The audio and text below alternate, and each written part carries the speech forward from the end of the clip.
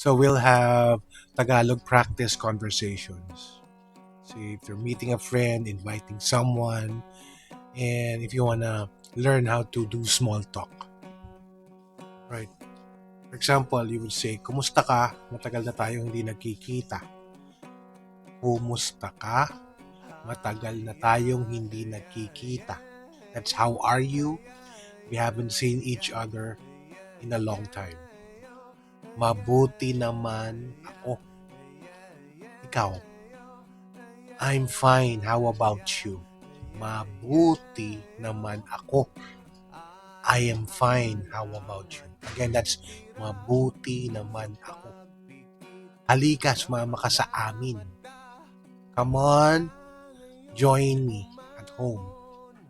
Let's go to my place. Halika, sumama ka sa amin. Come on and join me at my place. Alright. Huwag ka nang mahiya. Huwag ka nang mahiya.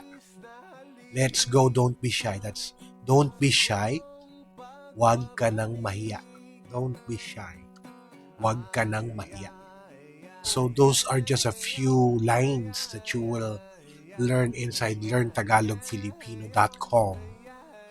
If you want to join us, we have free tiers and we have paid tiers where you get all the benefits. Go to learntagalogfilipino.com and become a member. I'll see you on the inside.